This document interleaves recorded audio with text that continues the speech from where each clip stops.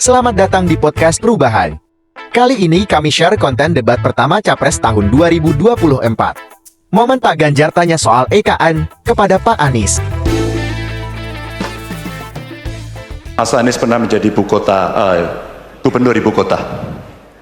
Dan hari ini menjadi isu publik, saya barusan dari IKN.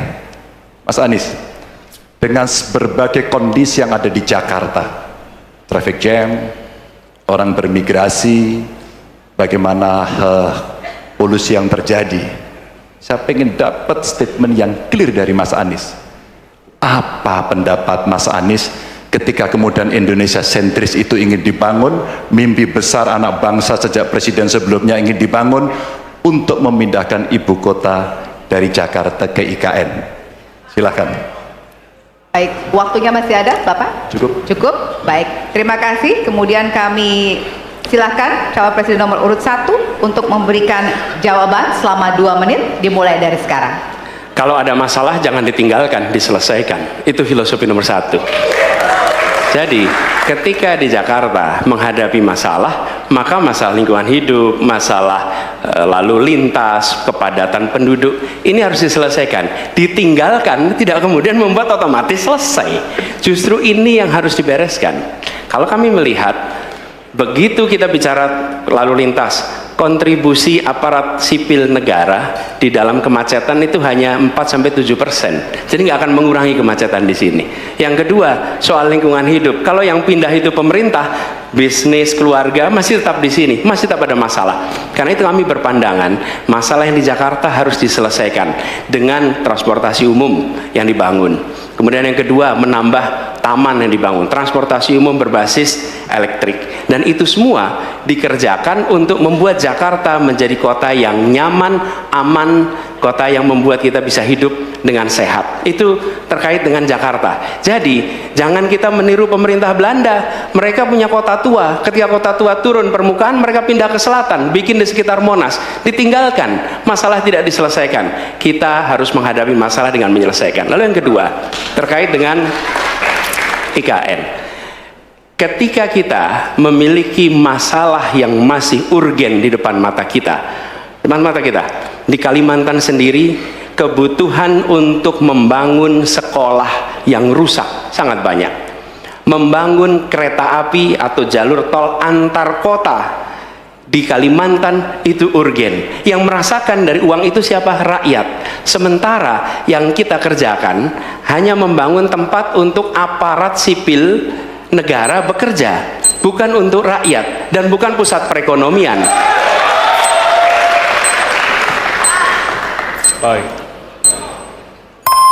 Ya, waktu Anda habis dan kami persilakan kepada calon presiden nomor urut 3 untuk menanggapi jawaban dari calon presiden nomor urut 1. Waktu Bapak 1 menit, disilakan. Apakah boleh saya simpulkan kalau begitu Mas Anies dalam posisi yang oposisi terhadap beberapa kebijakan termasuk IKN, menolak IKN dilanjutkan? Terima kasih. Cukup Bapak? Cukup. Baik. Baik, selanjutnya kami berikan kesempatan kepada calon presiden nomor urut 1 untuk menanggapi tanggapan dari calon presiden nomor urut 3. Waktunya 1 menit dari sekarang. Inilah salah satu contoh produk hukum yang tidak melewati proses dialog publik yang lengkap. Sehingga dialognya sesudah jadi undang-undang. Dan ketika dialognya sudah undang-undang, siapapun yang kritis dianggap oposisi, siapapun yang pro dianggap pro pemerintah.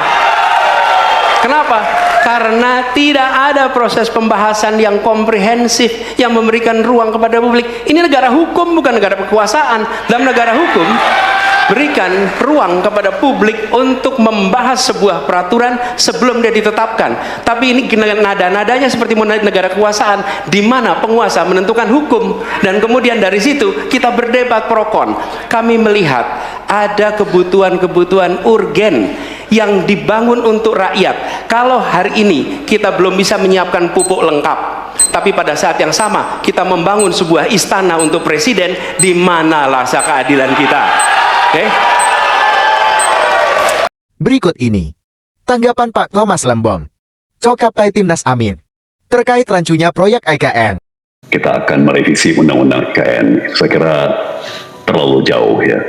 Belum tentu ya sampai sampai ke situ, ya, informasi, ya, data, fakta mengenai IKN yang tersedia bagi publik atau bisa diakses dengan mudah oleh publik, ya, sehingga yang agak jelas kelihatan adalah minimnya diskusi publik, mengingat jumlah anggaran yang dicanangkan begitu masif, ya, ratusan triliun, dan berbagai konsekuensi strategis lainnya, ya.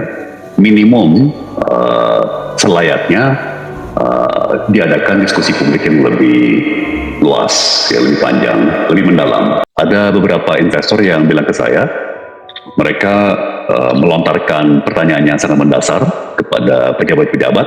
Kalau saya tanam modal di IKN, berapa kira-kira margin keuntungan yang bisa saya garap? Dan para investor bilang ke saya, satupun pejabat nggak ada yang bisa jawab. Ya kan, apakah marginnya 20%, apakah marginnya 15%, apakah marginnya 10%, apakah marginnya 5%, itu sejauh yang masukan atau komentar yang saya terima dari kalangan investasi, kalangan investor, sampai sekarang belum ada jawabannya. Semoga yang nonton video ini dilancarkan rezekinya. Amin aja dulu. Semoga yang nonton video ini selalu diberkahi kesehatan. Amin aja dulu.